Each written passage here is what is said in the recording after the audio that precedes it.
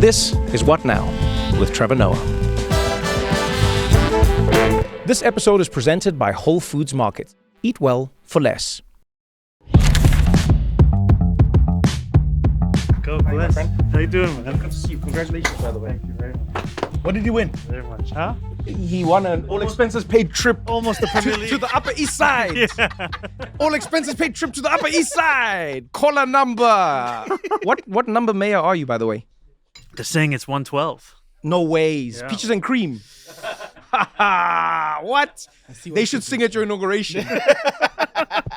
You know what's stuck in my head? What? Peaches Kanda. Kanda. Ay, Kanda. Ay, And no, you admit Kanda. it? Kanda. Yes, Kanda. That was a vibe, man. That was me. We made Sound City top 10. That was me the Songs whole... of the week. You don't even understand the Top whole... 10. Who's that other guy? Hab. Hab, yeah. Yeah, I grew up with him. Where is he? He's in Kampala. Has he reached out to you? Yeah, no, I'm in touch with him. He's a close friend. When you won, did HUD say you did it? We were like, is it HAB or is it Hub? HAB. It is HAB, right? So it's HAB. Hab. Sorry, I thought you were asking me to spell. No, I didn't know if it's Yeah, if it's. Hub. We were like, because it was all in caps. Then we were like, is it Hub or is it HAB? Did Hab text you and go, how did you convince them? Because I'm sure Hab remembers rolling with you, trying to go to a radio Hab- station in Kampala, trying to Hab get your song remembers. played. And then he was like, you couldn't convince one station manager in Kampala. How did you do this? The whole of New York. How? You know the reason his name is Hab? Tell me. Is if we're off the record or off Nothing camera. is off there. Nothing's off the record. Okay. Don't say anything. When the red light is on, it looks like... Nothing is. Let me tell you the first thing. Can I tell you? I'll give you a tip Give it to. that I learned like very early on with the Daily Show and everything. Yeah. Nothing is off the And you're never record. gonna know. No. when you walk out the room, never let me find explain. When you walk out, this has always fascinated me in Yeah. America. Yeah. Is when I'll see people like some footage will come out from 20 years ago or something, and it'll be Kanda. something that was sort of behind the sorry, scenes. sorry. No, not Kanda, Sorry. man. the remember the ninjas who were dancing. There was the other video though. What would I know? Yes, that was that one. You So know, my regret is that my dad dressed up as a ninja you're lying. for that video. Nah. And the director of the video taped over that part. No. So man. it's gone. That Mill Ninja stole the show though. Yeah, there was one ninja in one Too of the. much swag for a ninja. I was like, this ninja's black. This is a black ninja. Oh man. Yeah, tell me about this thing about America because I'm trying to learn as much So, as I can. Yeah, so what I was saying is like, I was always intrigued by how people would trust just like a handshake agreement everywhere. People were like, oh, this is off the record, but there's a camera rolling and there's sound recording. And we're like, this is off the record. And then 10 years later or 5 years later, or even a day later, the clip comes out. And then people are like, but that was behind the scenes. You're like, yes, there's a camera. When you're wearing a microphone, when there's a microphone, when there's a camera, it's somewhere. Because the editor was like, I'm not part of your agreement. It's somewhere. Remember, grab them by the pussy. I wasn't there, but... Why are you saying, do I remember? Zohran, please. No? I'm leaving this between you guys. The way he said, do you remember? You're right, actually. I shouldn't have done it. Made it seem I like... accept your apology. Yeah, I apologize. Yeah. But my point is, that was all off camera. You know who also owes... That was us an all off apology? camera. Who? The editor that edited Zoran's dad out of the conduct.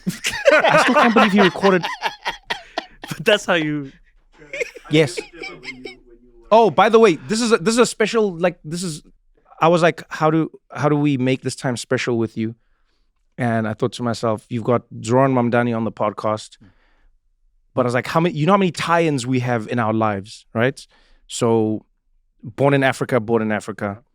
Then Ugandan, right? Born in Uganda. Then I was like, do you know how many Ugandans I have in my life? In my head, I thought to myself, I was like, I collect Ugandans. Then I was like, but you can't say that. Don't say it like that. Also. No, 'cause- anyway. No, They're not but I'm Pokemons. saying I wasn't going to say it. This is off the record. Just taking us through the... This is off the record. Okay, I'm letting you the know what thought was in my process. head. This is off the record, Yeah. so you can't use it against me.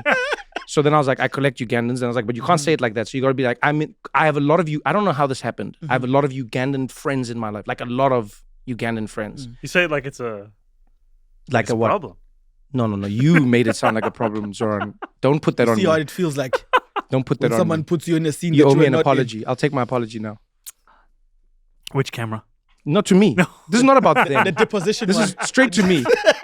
Straight to me. I'll take my apologies, Zohran. I apologize. Thank you. Thank you very much. So then I was like, I'm just going to bring them all in. So I was like, my best friend who's Indian, my other best friend who's Ugandan and South African. They've even got microphones. They can Let's just go. throw things in. Where in Uganda, by the way? Kampala. That's where I was born. Where were you born in Kampala? Magere. Okay. In Zambia Hospital. Oh, wow. Yeah. Yes. But I moved to South Africa. Like you. I can hear. Yeah. And to New York. Like you. You guys hated that place, no? Which place? South Africa or Uganda? 2 places before you were like, It actually is a crazy story. Think about it. Yeah. You guys both came from Uganda. I mean, you're not helpful to me because my parents are like, I mean, look at what Zohran's doing. I'm sorry, man. I'm sorry. He's raised the ceiling for what's They're possible. like, well, They thought you had achieved. yes. And now they're like, wait, you could have done this. This is what you could have done. How many people are shocked? Eugene and I were talking about that the whole day. Like, there's got to be a section of people in your life who are still shocked at the idea of you being the mayor of arguably the is most one of them. important cities in the world. HAB. oh, HAB. Yeah, hub, not hub. Oh. Different hub. Heb. I Think know of the- heb. Oh, not the, No, Heb. but there must be like genuinely, just on like a personal level, there must be a ton of people out there who go, they just know you as Zohran. Yeah. And then now you are Zohran Mamdani, the next mayor of New York City. Yeah. I mean, it's true not just in Kampala, but also here in New York City. I mean, there are people I would play on a rec soccer team with. And I was just reading this article today about a lot of their reactions and reflections. And Do you still play with them? I haven't in a while. Why not? I saw you still have the skills, by the way. I was very impressed. highly edited. No. Those, you can't edit those skills. There are a lot of- No, you're lot lying. of You can't. edits. No, you can't edit those skills. You play. What position did you play? I have the classic journey of someone who played up top and then lost all of their speed and now plays at left back. That's where I am. I started my journey at left back. You know when people say it is I fell off to your position. Yeah, I used to be good and then now I play where you play all the time. That's me, Trevor. That's me. I genuinely love that for you, man. I just Thank like you, man. how much has your life changed now? Like, is it? And I don't know if this is just anecdotal, but we were chatting with Ryan about this. We were going, it feels like your social media has gotten a little more serious now, which makes sense. But I don't know if that's just how it looks online. Do you feel like a more serious shift in your life? I think I don't feel burdened by it. I feel like sometimes that's implicit in the sense of the seriousness. It's you can both take it for the weight that it has and also not lose sight of the fact that it's an incredible opportunity. Right. And I think for me, the idea that it's my job to represent this city that I love and that my job means I get to speak to New Yorkers and go across the 5 boroughs and see people in their own lives, it's amazing. And then there are parts of it that are absurd. Now, like I told my landlord I was moving out, and she was, jokingly saying, make sure you clean up the apartment. If you don't, I know where you're moving to. I remember, everybody knows. Yeah, everyone knows everything Everybody about you. knows Like everything. this is your life. Yeah. Forevermore, this is your life. It'll never be the same after this It moment. won't. But I think that's what I love, though, is that you learn different parts of the city because of what your life is like now. I think like for my wife and I, we going out at night, like going for a walk at night, Yeah. it has a different kind of meaning now because it's where we can find a little bit of anonymity, right? And so you start to appreciate the city at an hour that you otherwise wouldn't have gone before because you didn't have to make that kind of a decision. Oh, okay. Do you have a night voice? It would be. I'm Zohran. Yeah, he can't still be Zohran with a night voice. Who? Mr. Cardamom, Yes. Mayor Cardinal. Mayor Cardamom. Cardamom to you. When the nights of New York get rough, and Zohran can't do it, I'm here. Hey, that's what I'm talking about. Yes, that's it. Don't go anywhere, because we got more What Now after this.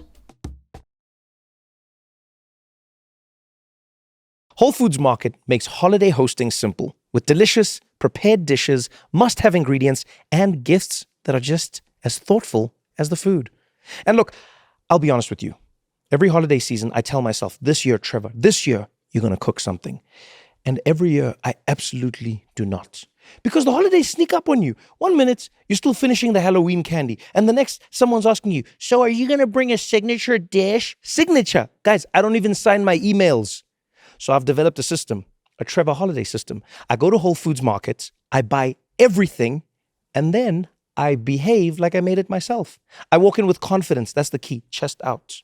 Confidence and a nice bowl. You see, if you put something in a bowl, people assume you cooked it. It's science. And Whole Foods makes it too easy.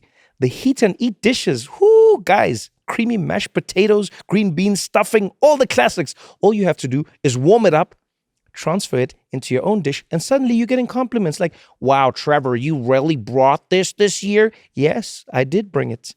And that's technically true. And the desserts, how, guys, let me tell you something. The holiday rum cake. Oh my goodness, the tres leches. Those desserts look like they require childhood trauma, a French grandmother, and 12 hours of your life. Nope, I bought it all at Whole Foods, carried it in, put it on the table, and I let the lies flow. Someone said, Trevor, this is incredible. What's your recipe? And I said, you know, a chef never tells, because in this case, the chef doesn't know, because the real chef was Whole Foods. And if you're responsible for the main course, I mean, they've got spiral cut ham, bone-in rib roast, the heavy hitters. 1 year I showed up with king crab legs. People were silent. They were stunned. They weren't really impressed. They were confused because nobody expects king crab at Thanksgiving. But it tasted good, so they got over it. And to round everything out, I grab 365 by Whole Foods Market staples, green beans, stuffing, dinner rolls, the fundamentals. The 365 brand is basically how I fill the table without filling my stress levels. And here's the part people don't think about, the gifts. Whole Foods Market has cookie gift boxes, beauty gift sets, candles, flowers. I even built a cheese board as a present. Yeah, not the board, the cheese on top of it. It's one of those gifts that looks thoughtful, but it's really just cheese that's put in the shape of something. People love it. So yeah, my holiday hack is really simple. Whole Foods Market does the work. I take the credit. Everybody wins. And honestly, that's what the holidays are about. Good food, happy people, and lies told with love. Shop for everything you need at Whole Foods Markets, your holiday headquarters.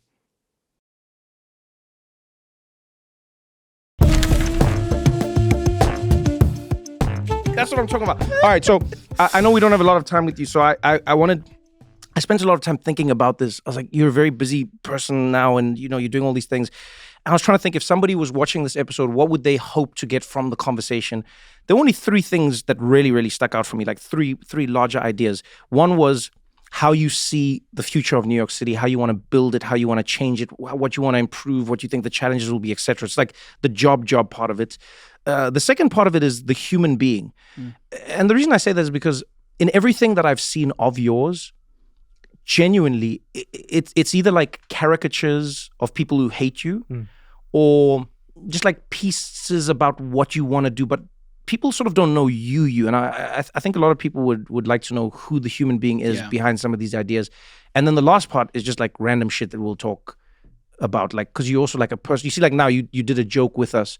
I think you're the first politician I know who's ever told me like a joke. Maybe Obama was. The first time where I was like, oh, this person actually knows humor. Do you know what I mean? Mm-hmm. But you're just like a dude. You're just like a guy. Just a guy. He is. At night. He's cut him out. Oh man. So let's talk about New York. Wait, hold on.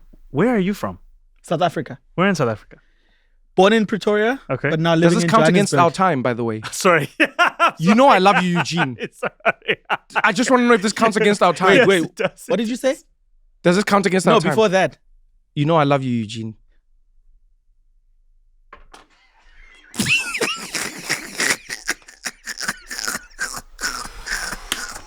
You finally got it. You finally got Thank it. you. How many podcast episodes does this take? 15. Huh? Thank you. You are loved. Thank you. You are seen. Thank you. You are enough. Is this what it took? So Is this Come on. Johannesburg Okay. by way of Pretoria, South Johannesburg Africa. by way of Pretoria, South Africa. Josie, Yeah. stand up. Yeah, Come yeah, on. you know this. So let's talk about New York, and then we'll go through your life. Sorry, Eugene. Sorry, because now they're gonna be like, you've run out of time, and then I'll be like, some of that time was taken by Eugene. Just what we can even do. We can edit you in saying things about your life. When you leave, you're just gonna sit here and just be like, and we'll put that in. We'll call Ryan to double. And then we'll put a stunt double in. Ryan, you'll be Zohran stunt double, and then you must just But anyway, so let's Sorry. New York City. actually run us through the process, right? Like what are the orders of business that you're doing right now? Like let's go from the shortest term and let's build out as your job as mayor. So what are you doing right now? Right now is the transition period. Okay. So right now is the time where we are vetting applicants, we're making hiring decisions, we're building out the team. So it's a bit of a strange period because everyone knows about the election, everyone knows about January 1st, and then you have these 2 months in between. And so typically in these 2 months, it's a lot of kind of pomp and pageantry. Yeah. We want to get ahead of January 1st. We want to make the decisions and the appointments in advance of January 1st. And what this also means is we want to build that team. Okay. So far, we have made a few decisions of first deputy mayor, chief of staff, police commissioner, and then in the next few weeks, we have to start filling out additional top positions. What do you base that on when you're picking that? And the reason I ask this is because you're such a unique candidate, right? So if you had come through the regular pipeline of establishment, I almost feel like it would have been pre-picked for you in a weird way. It would have been who you knew. Yeah, because we always see that happen, right? Yeah. It's like when Hillary Clinton was running, then you'd be like, the person she's going to pick is the person who used to be the person who used to be the person. You're like, it's all like the same team. And then you just shift around who's where. You get what I'm saying? No, yours is different though. So how do you pick and where do you pick? I think it's on an assessment of the work that people have done. And it's quite liberating actually to come into this position and not have to owe favors, not be like unburdened. You're just actually making decisions based on, do you think this person can do the job? How can they show you that they've already done the job? And you're looking for this combination of a fluency with what it looks like to work within government and an imagination that is unburdened by the difficulties of working within that government. Okay. Right? So sometimes you would think that the more time you spend in government, the less ambitious you become about what you can do within government. Yeah. But one of the reasons that I hired Dean Foulahan to be my first deputy mayor, he had served 47 years in working in government at the city and the state level, is the first time we sat down for Adani Chai at Kahwa House, he told me about how he transformed... Adani Chai, like the drink? Like the drink. Okay. You ever had Adani Just Chai? making sure. Ryan, have I had it? I'm assuming Variations of it. I've had Closest variations Indian of to it. No. The closest right Indian. here. The closest. I'm right here. Yeah, but you weren't with me drinking. You owe. He monitors. You owe Zohran He an apology. monitors. Give me an apology. You owe. I apologize. I accept. Sharp. But yes, I've had Shap, chai. shap. Yes. Shap. So you were sitting down having chai. And he talked about how he transformed the culture of the Office of Management and Budget from a culture of no to a culture of how. And to me, that is an example of what we're trying to do with government. Because when you'll say you have an ambitious policy proposal, you want to deliver universal childcare, you want to make buses fast and free, there will be so many people you can find who can tell you it's impossible to do that. Right. And the people you're actually looking for are not the ones who tell you it's easy. They're the ones who tell you it's difficult, and here's how they're actually going to do it. So you're interviewing people for the job, or you're picking people for the job, and you're trying to find a balance between the people who've shown that they can do it, but then I'm assuming you're also interviewing people who, like you, are new to a position. Because that's the weird paradox, right? You've never been mayor of New York, and now you're going to be mayor of New York. So how do you then judge a person who's never done the job? Like, what are you looking for in those people where you go, hey, you haven't done this, but I think you can? Vision. You're looking to hear from them about how they would actually transform the position that you're asking them about. There's a real temptation, especially when you're looking at a job of this scale and you're looking at, we're talking about positions that oversee agencies of tens of thousands of people. There's a temptation to say, I'm just going to keep the trains running on time. But that's not enough. That's not enough in a city that's the most expensive in the United States of America. It's not enough in a city where 1 in 4 people live in poverty. You have to both be able to continue to operate things as they are and push them forward to delivering the city we deserve. Why do you think, or do you think, because I do, so I don't want to bias you, but like, it feels like, particularly in America, and maybe other parts of the world, it feels like conservatives have been pretty good at imagining and hoping. And then liberals or progressives or however people want to, left side of the spectrum have sort of adopted this idea of like, hey, let's just keep it working well. And you can't really change much. You can't, do you know how many interviews of yours I've watched where people say, Zohran, now I agree with your politics. I love what you're saying, but I just don't know that we can do it. I just don't think you'll be able to get it done. I just don't. But not once have I seen somebody interviewing like Trump, for instance, on a right-wing platform go like, dog, I don't know about that wall. I don't know, man. That's a big-ass wall. How are you going to do it? Do you get what I'm saying? I do. I think it's you have people, it seems like Republicans have a limitless imagination. Yeah. And as Democrats, we're constructing an ever-lowering ceiling of possibility. It's right here. Yeah.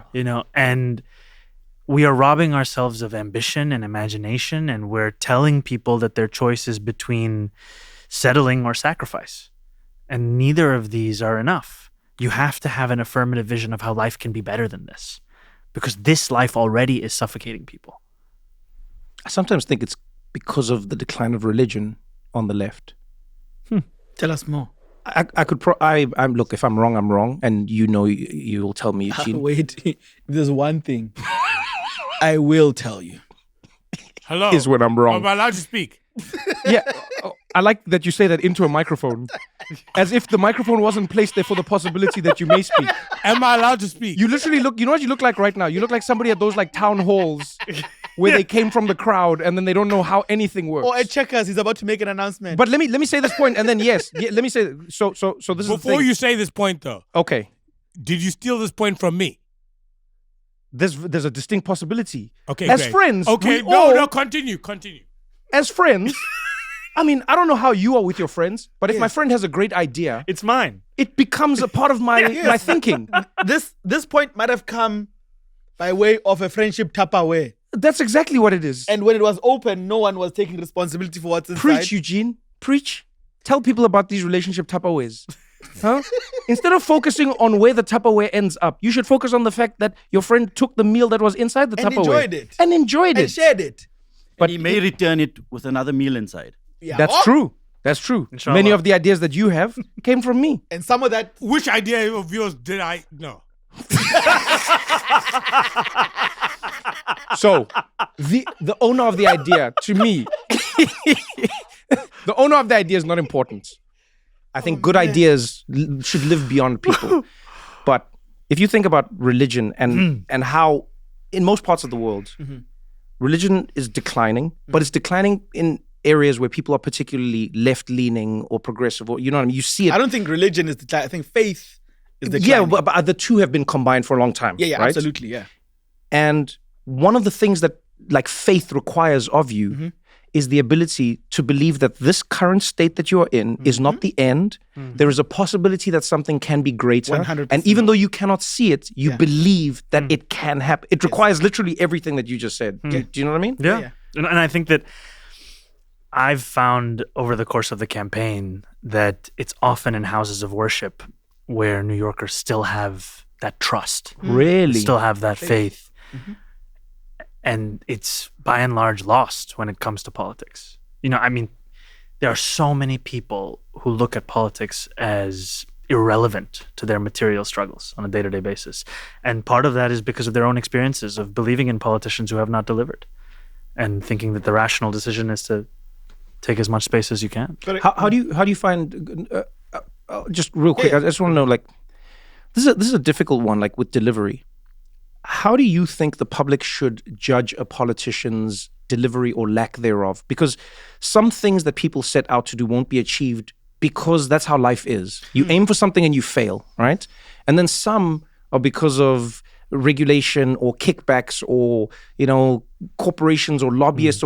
So one part of it is because of like a mud and a sludge, and then the other one is because just life is like that. So how would you like people to judge you when you're in the mayorship and go, all right, Zohran, this thing you did achieve, so that's one side, but for the things that you didn't, like how would you want people to judge your failures, which are inevitable in anything that people do? We built a campaign around 3 policy commitments. Yeah. Freezing the rent for rent-stabilized tenants, making the slowest buses in America fast and free, delivering universal childcare. We have to deliver these things. Okay. And That's non-negotiable. to me, I think it's every day I'm going to wake up pushing these three things forward. And there's no question this is incredibly difficult work. There are things you will try and you will fail.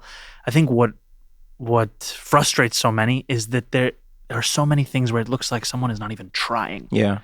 They are just admitting defeat from the beginning. You know, they're describing something as unrealistic or impossible. Madiba said it always seems impossible until it's done. Nelson Mandela, for those who don't know. Can I ask a question? You're going to say Nelson Mandela took that from you as well. I know how you work. I know the shit that you're going to say. He's going to be like, where did he get that idea? Where did he get that idea? Who was in prison with him? I'm the only person with ideas. Please, share some with us, Dave.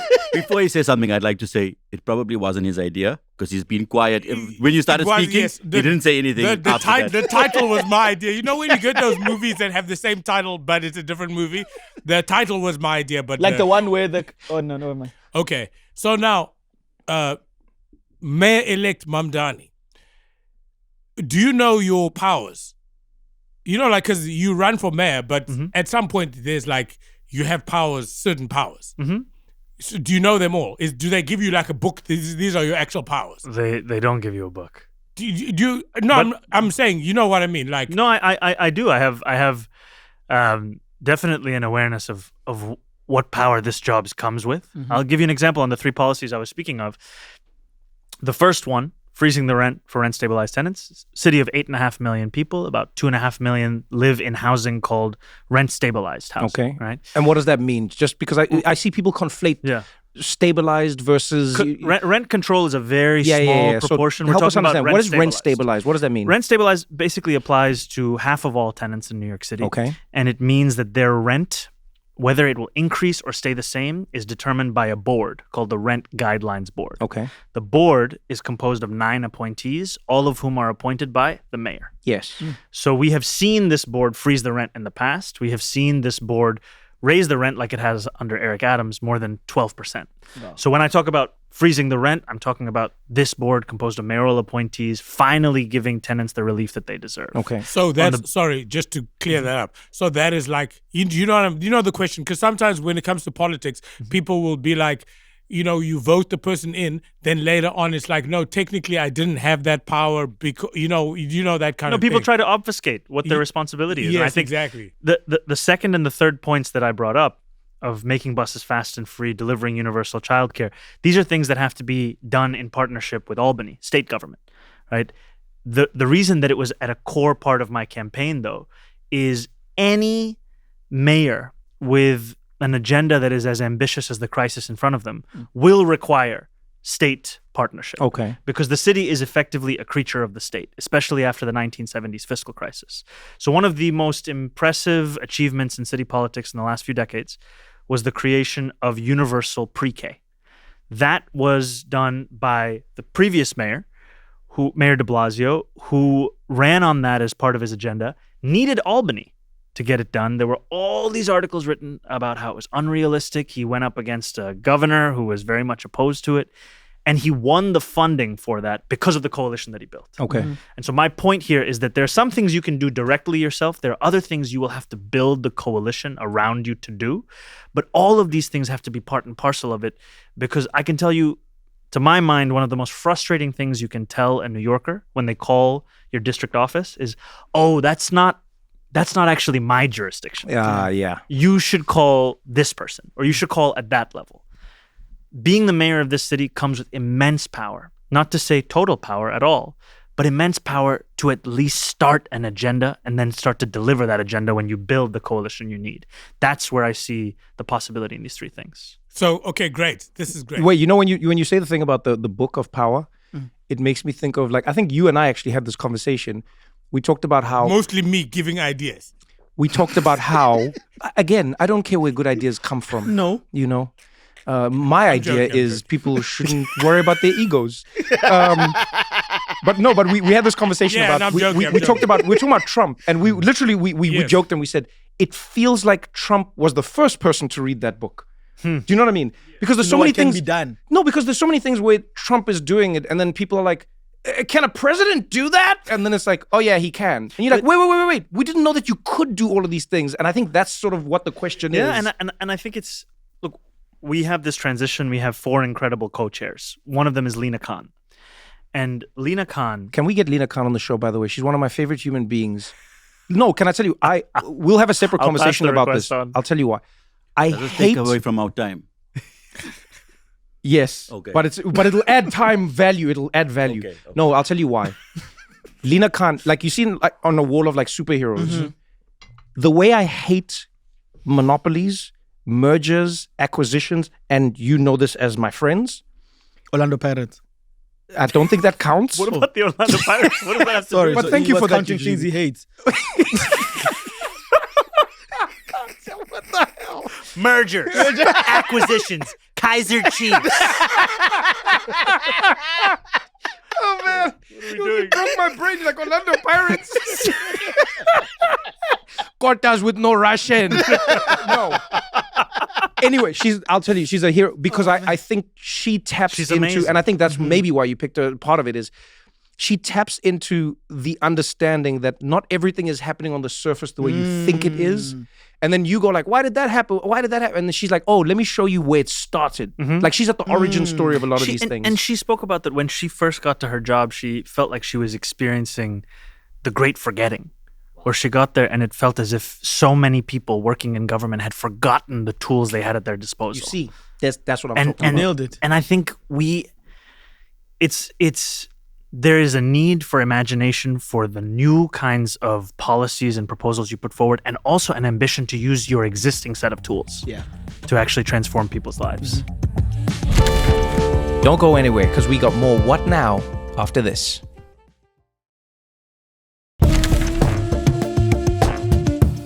Do you think Can I just one more question? Just sorry, really. This is now. He's not sorry. Now, He is okay, I'm never sorry. sorry. Okay, He's one more question. never Now, sorry. just to wrap up the powers thing, do we all agree as New Yorkers that ambulances are too loud? It is something. Oh, I feel like this has literally turned into Somebody those. It really has turned into a town hall. No, I'm just No, your just- posture. Can I tell you? I always look at when I watch town halls and people come up and do this thing. I'm always like, who are these people? I didn't know I'm friends with one of them. Hey, The posture, the everything. Yeah, just yeah. like, can we all agree that ambulances are Also- too loud? also, And speaking of powers, Yes, exactly. here's But my no, no. pet issue. But yes, he like Brother, we're talking about mergers and acquisitions. I like how Dave gave himself citizenship as citizens. yeah, Uganda. Wait, Dave, wait. No, but actually, I do like this question because I think, you know why? As I get it, macro versus micro, I think Yes, these are like the that's what I nice mean. things to try and understand. I'll So interpret now- for you, yes. So now, we all agree that ambulances are too loud. Way too loud When- in New when- York. Way too loud. I agree. They're too loud. They're way too One loud. ambulance and the entire Manhattan knows that, Yes, I agree. Someone, You don't someone even is know. about to lose their life. You don't know. You don't even know. Is that too much of an that's the inconvenience that's for my you? point. No, For Eugene, the car Eugene, to tell Eugene. you No, let me that- explain. that Let me someone explain. is in. Eugene, wait. Let me explain. This is what Dave means, really. You don't even know where it's coming from. It's pointless at some point. It's It like knows where it's going. That's the most yes, but important nobody part. knows where it's coming. But anyway, finish asking it. Cool. So now, would you say that in some way or form, the citizens of New York, both documented and undocumented, I'm not even joking because you're trying to expose me, but Trying. but Trying. now, would you say that it is that you pledge to have some sort of database, not a database, but link, so that we can see what's inside the ambulance? This is Gestapo. Yeah. What's going on? No, because I never knew where the next no. sentence was going. Oh, where the next He ambulance doesn't. better go. Welcome to Dave. No. Welcome to Dave. No. You just summed up Dave. No. If there was a review of Dave, So if it's that would too be- loud, you want to know what's happening inside? can I tell you? No, can I tell He you? wants want to know. I ambulances. think You want what he wants to silent? know is it justified being loud? Yes. Has the person stubbed their toe? Yes. Or is this person in cardiac arrest? Yes, but that's more what I importantly, mean. are you So, asking or can- you decrease the volume? Do you know what I mean? If not everybody is having an emergency the way these ambulances tell us, that's not possible. So Do now, you regret being mayor yet? I'm saying. This is your life.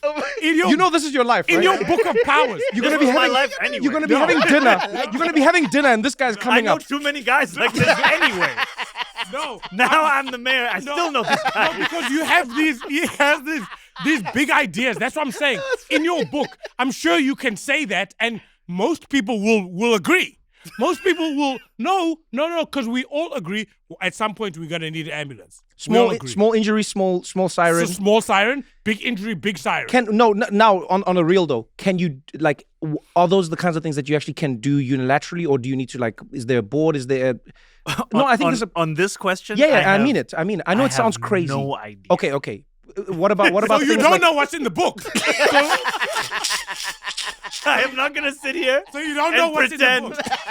That I even know the process by which you would consider trading volume for severity of injury. No, you don't know what's in the book. That's the thing. Because it could Thank you, sir. Thank you, sir. It could be in the book. Thank you for your time, sir. Thank you. Thing. Thank you. This, as you can see, so Dave definitely lives in New York. And experiences. This is actually what I love about it is like as you're building up in this transition and you're getting ready for these things. How do you find? So you have these three big policies that you've run on. You've gone rent. We are aiming to freeze the rent, especially where we can immediately, and then work on helping other people. The second thing you're going with is the buses. They need to be faster. They need to be free. Yeah. And then the third thing you're working on is the childcare. And then number 4 is Dave. Number 4 is Dave, right? So, I mean, you've made it. You've made it. You've made it. At this point, yeah, it's the only way out. So my question is, when you're in that, is there a system for you as mayor to go, these things are small but annoying and they actually make a difference in people's lives? Like the sound of sirens, or for instance, I think, how do you find those balances? I think it's not just that government has often said a crisis is too big, we cannot tackle it. Yeah. It's also that government has said this issue is too small, it's not worth our time. And as much as we laugh, issues of this scale, whether it be the sound of something or the noise of something, or these to New Yorkers are examples of a city that's not working for them. Yes, it is actually. Whatever it may be. And you need to be able to prove that your city government takes it seriously. Because wherever you are losing people's faith, losing people's trust, that's also where you're losing their faith and trust in an ambitious agenda. You know, I was at a town hall with an incoming city council member, and his name is Ty, at Rochdale Village in Southeast Queens. And an older woman got up and she had a question for me. She said, will you honor a promise that was made to be multiple mayoral administrations ago? And I was like, what is this promise going to be? And she said, they promised to put a speed bump at this corner. And it hadn't been done for more than a decade. And I was thinking to myself, how could I ask her to believe in the possibility of delivering universal childcare if the same government couldn't even get her a speed bump that they had promised more than a decade ago? Because when you betray that promise, you are telling that New Yorker that they should not look to city government as something or someone that could deliver on their needs. And they start to turn away. And then when you ask ourselves, why aren't more people voting? Why aren't more people invested? Why aren't more people engaged? A lot of it is based on experiences like this, where the best that they can hope for from their city government is neglect or ignorance. And we have to win people back through the power of example. You can't finger wag your way to getting someone invested in the politics of their own city. You have to prove it to them. You have to prove that you were right to believe. And here we are actually delivering it. I don't know if I can prove it to you, Dave, but can I say, although I joined the mob in laughing at you, I will say though, this is an issue that I fully stand Which behind. part of the issue? The transparent sound, ambulances or silent I'll tell you ones? why. No, I'll tell you why. It's an idea that I've had that maybe I got from you. And this idea has always been there's a disconnect in politics and in the management of cities, countries, states, etc., where there are the things that will dramatically change your life, that are actual things that you need to happen. And then there are things that make you think your life is getting better or getting worse, but they aren't actually. And it's a strange thing that people have in society. You know what I mean? Some things can make people feel safer. Some things actually make you safer. Some things can make you feel like a city's functioning. Some things actually make it function. And I'm always Perception intrigued. and reality. I'm always intrigued around like how a politician manages that. When you get into that position, how do you manage that perception? So sirens is a good one. When you live in a city where you constantly hear sirens, it seems like something's always going wrong. Recently, when I traveled to London, Amsterdam, all these, I was shocked at how quiet it was. But it took me a while to realize something was like missing. And then you're like, wait, it's quiet. And the quiet just makes you feel like, Where's Dave? man, That was a good can I one. tell you something? Can I tell you something? Your timing is This impeccable. Uganda on Uganda violence, It's so I'm here for it. I'm here for it. Kaji, who was the dictator that started all it? I'm waiting for Zohran to turn and do is look at you and be like, why are you Dave? Why are you Dave? Are you not Dave? Okay, so help me understand why you chose the three. The freezing the rent, that, I mean, I hope is self-explanatory to everybody. The cost of living it's unsustainable in New York and in many places in the world. If people cannot afford to live, then they don't even want to be part of that society. The buses, help me understand why faster buses and free buses. So these are the slowest buses in America. Okay. That's Like, not what do you mean by that? Like the speed that they go? Right? We're talking about an average speed in certain parts of Manhattan around 5 miles an hour. That's like that's walking You fast. can like beat the running bus when type you thing. walk. Yeah. And what we see is that more than 1 million New Yorkers ride the bus. Okay. It costs $2.90. That is out of reach for 1 in 5 New Yorkers. Wow. So when you make the bus free, you not only provide economic relief, where you ensure that it's universally accessible, you also actually make it safer. We did this at the state legislature. I've been a state assembly member for a few years. Yeah. And I worked with Mike Gianaris, a state senator. We made 5 bus routes free in New York City. When we made those bus routes free after a year, assaults on bus drivers dropped by 38.9%. On the bus drivers? On the bus drivers. Because unlike the train, the act of fare collection on the bus happens on the bus. Yeah. It's their job, And bus drivers and unions have shared anecdotally that about 50% of assaults happen around the fare box. So when you eliminate the fare box, you make for a safer experience for the bus driver, for everyone on the bus. Yeah. And what's fascinating, back to the point you were just making about perception and reality, is when they made a few bus routes free in Boston under Mayor Wu's leadership, they found that even more than the safety that was provided is that people felt safer to even higher degree than that, right? We saw this as well in Kansas City to varying extents in different parts of the country. And it has the economic benefits, has the public safety benefits, and even has benefits of bringing people who would otherwise be driving their car or taking a taxi and getting them on the bus. More than 10% of the new riders on these 5 bus routes were otherwise going to use private. So it becomes private economically vehicle. viable for them. And I think what it comes back to is that if you pair the making of the bus free, which then also enables you to use any door to board. You don't have to wait behind anyone who's looking for their Metro card or used to be looking for their coins. You can just board and exit. You speed up the time at each bus stop. In Boston, you cut the dwell time by 23%. So there's a speed that's incorporated in this. And then the other part of this is that the city owns its own streets. The city can speed up a bus through the infrastructure it chooses to build or not to build. Got it. Bus lanes, busways, bus rapid transit. It's a political choice that bus is traveling at 5 miles an hour. You can make that bus be the most obvious way to get around this city. Right now, so often New Yorkers are taking the bus because they have no other option. We want it to be such that it is the option you choose. So that's what it comes back to. And the other part of this is disproportionately hurting working class New Yorkers. Yeah. Because a bus rider, the average salary of a bus rider is around $30,000 a year. Right? We are talking about the most working class New Yorkers who are dealing with some of the most substandard public transit, and it's a political choice. It feels like New York has, like many cities in the world, fallen into the trap of fixing what needs to be fixed for the wealthy and then sort of ignoring or pushing aside the problems that affect the poor. I mean, I think about when you fly. Yeah. We have made it such a difficult experience to go through TSA that there's now a financial incentive to sign up for a separate program that can move you through it quicker. Yeah. I mean, we have monetized the dysfunction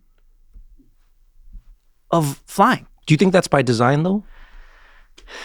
I'm going to leave that to you and Dave, man. Yeah, convenience is up for sale. Absolutely. I mean, convenience has been up for sale for the longest time. But it's absurd to me that you should have to pay for the experience that you should already be getting. You're already paid. Anyway. This is a real question about. I thought you said no more questions. No. Oh, on that topic. Oh, on that topic. There's a real question on the buses. How come you didn't go with like the people who were paying because some people don't mind paying, but they can pay in a way to keep the revenue coming in, and then people who can't pay. This is a good question. Can't pay, then they have a way of this is in effect a question about universal approach versus means tested. Means tested would say if you make a certain income or less, then you should be eligible for a reduction in your fare or the elimination of your fare. There already exists a program in New York City called favours, where if you make a certain amount of money or less, you'll get a reduced fare. The MTA, by last estimate, when they were testifying at the state, they said about 40% of eligible New Yorkers are enrolled. The question was asked to them, what would success look like? They said 50%.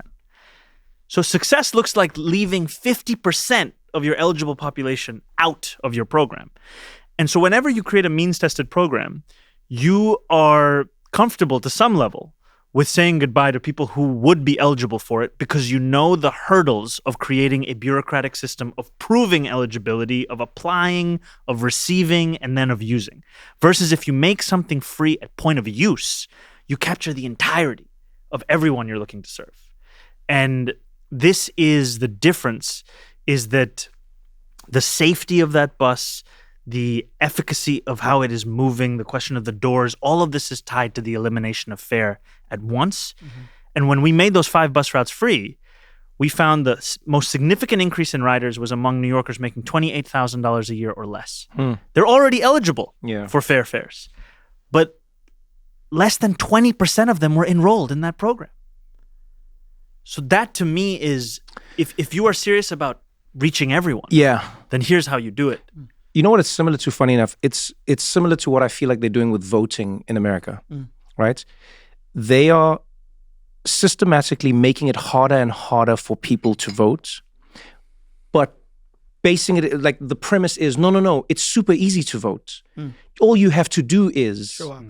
All you have to do is, you know what I mean? It's like, get this ID, but this new type of ID needs this type of identification. And then it's like, well, which ones do you accept? Oh, your gun one. Oh, we take the gun one. NRA will work. Oh, but this one doesn't work. And this one, do you know what I mean? It should be and then 5 to your point, minutes. yeah. And more importantly, it's the trick of saying it's free, you're free to enter, but then the process of coming in is not really free. Do you know what I mean? Yeah. It's like the trick of the interns. Like, to be an intern, you've got to be a pretty rich kid. I work for free. Yeah, but do you know how much you have to earn to work for free? And I feel like that's what you're tapping into with the childcare thing. Is that a similar? No, wait. Okay. The similar principle is like with the childcare thing. What do you think? I mean, it seems obvious. Some people would go, and we've seen discussions around this, privatization, and said they'd be like, oh, the private sector should be dealing with this. Why is the government getting involved in childcare? Shouldn't just, companies provide childcare? Why do you think it's important for the state to step in, for the city to step in? Well, look, when the city and the state doesn't step in, companies have to put forward childcare benefits, childcare services. Why should that be a company's job? You are seeing companies having to provide a service that should be provided by the city and the state.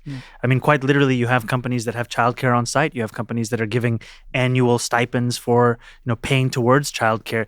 The point of this is that if we do not treat this as the social crisis that it is, we are going to pass this cost on.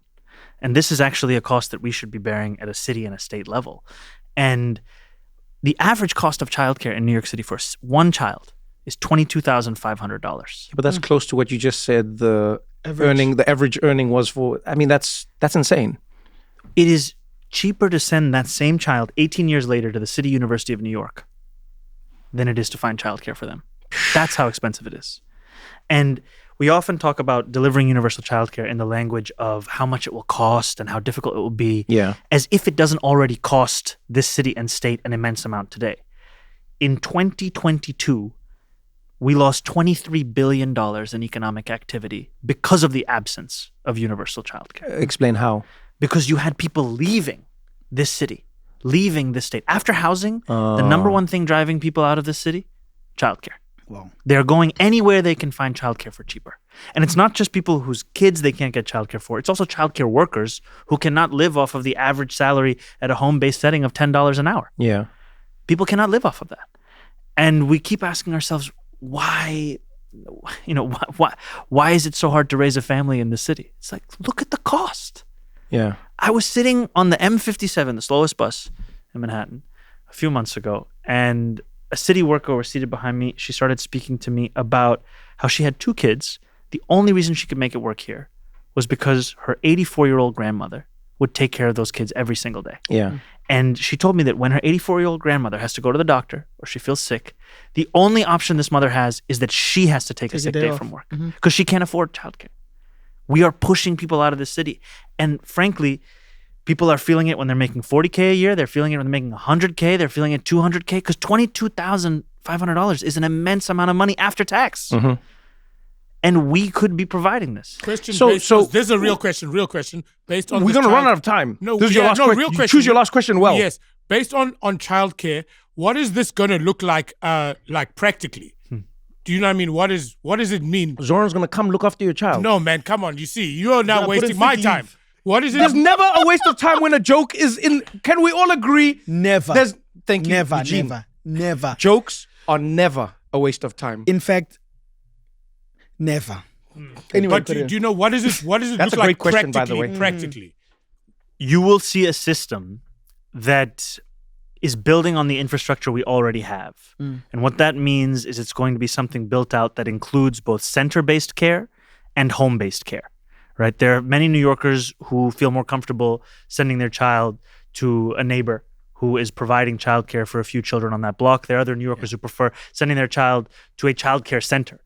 And we can look at universal pre-K, which we were talking about earlier, as a model for both how it took an immense cost burden off of the backs of working families, but also how it stood up an entire infrastructure.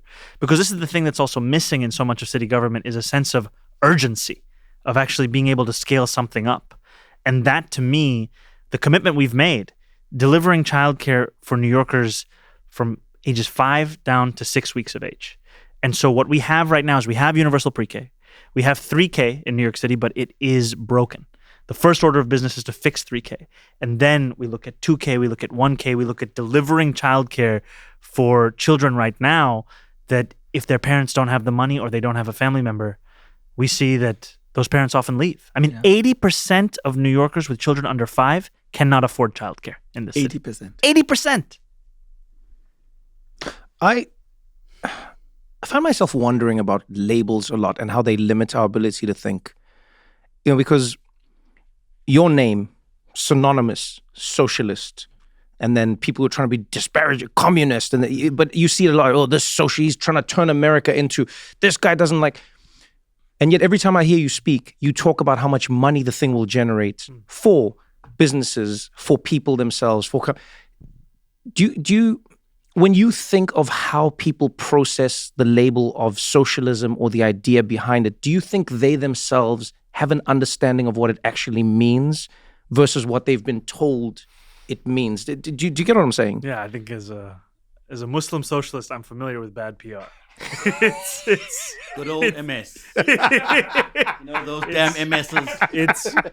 It's a long journey to explain, but I think many people have caricatures in their head as to what it means. Yeah, I often turn to Dr. King to describe socialism. He said, call it democracy or call it democratic socialism. There must be a better distribution of wealth for all of God's children in this country. It comes back to dignity. It comes back to ensuring that whatever you need to live a dignified life, that you have that. You should not be priced out of a necessity. We're not talking about want or We're talking about need. You should not be priced out of being able to have a home to call your own, of being able to send your kid to school, being able to ride the bus. And I've found actually that when you're speaking to New Yorkers one-to-one, they've actually had far fewer questions of how I describe my politics and far more of, does my politics include them? Are their struggles part of my focus? And I've found that there are many people who might describe themselves in a different way, but when I speak about what this would mean for New York City, they start to see themselves in that vision. And that's, I think, the key of this is, how is this a politics that actually reflects the struggles of working people? Do you think your politics and your campaign connected with people because you actually connected with people? I think a lot of it also had to do with the incredible team I had around me. Yeah. To be honest, someone was asking me the other day about people trying to make videos the way that we made videos. And I was saying that part of it is it misunderstands that it's not as much who's in front of the camera, it's also who's behind the camera. You can see a distinct moment in the campaign when I stopped making the videos. It's the moment when the campaign became legitimate. Right. And I think that losing sight of the collective and thinking it's all about the individual, it means you lose sight of how this campaign was built. All right, your team is telling us we got to wrap up. Do you promise? Didn't even talk about Mzansi. That's what I'm saying. Do you promise to come back? Give me one. That's the only promise I want. Dave wants ambulances. I promise to come back. You promise to come back. You don't have to, by the way. You can say no, and then I don't. Then I don't have the promise. This is my only way. No. Then I don't have the promise. I don't mind. I give you the promise. All right. Then because I'll take 3 minutes and then I'll let you go. Here's a few things that I wanted to talk about. Yeah, go. What? I want to talk about Cape Town. They really have to go, like right now. Your team is like, right. What did you want to talk about? Cape Town and Casper Nyovest. Open the door and come get him, Casper Nyovest. I wanted to talk about Cuesta. Wow, this guy's deep in South Africa. I wanted to talk about Ricky Rick. This guy. Rest in peace to Ricky Rick, man. Boss Zonke. Yeah, I love that song. You have to come back. And I want to figure out how we can get major league DJs on Spotify. You know what we're gonna do? I have listened to Sliza Sotsi on YouTube. This guy. We're gonna do a trilogy. This was just the policy stuff. Yeah. Part 2, we're gonna do Zohran's life stuff. Also, we're having the elections of Mayor of Joburg next year. Part 3, just South Africa. If you are available. Thank you. Thanks for taking him. It would be so funny if you've just got like a dinner reservation. That would be so blazing. I wish. No. I'm just saying it would be funny. Anything for a joke. I don't care. If you take him, if this ends in a joke, if Zohran's like, I gotta go, and then he gets in like, table for two, please. And then he gets in. Me and Shabalala. Yo, man. Zohran Mamdani, thank you very much. Take your man away. To be continued. We've never ended a podcast like that. That'll be dope. Never. To be continued. Part 1.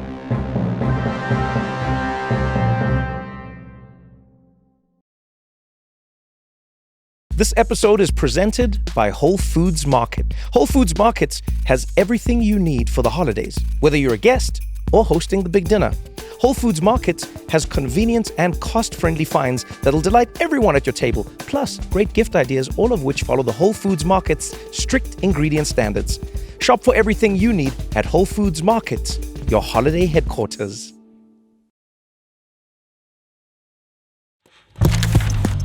Thank you so much for watching the episode. If you enjoyed it, pass it on to a friend. If you didn't enjoy it, pass it on to your friend still. Let them suffer for a change. And don't forget to engage with us in the comments. If you want to suggest a guest, maybe there's questions you want, maybe there's ideas that you have, you can chat to us. We will read through the comments and we'll get into it. Either way, I appreciate you taking the time. Thank you for hanging out with us on What Now? And remember, we do this for you, so we would like to hear from you. Till next time, thank you.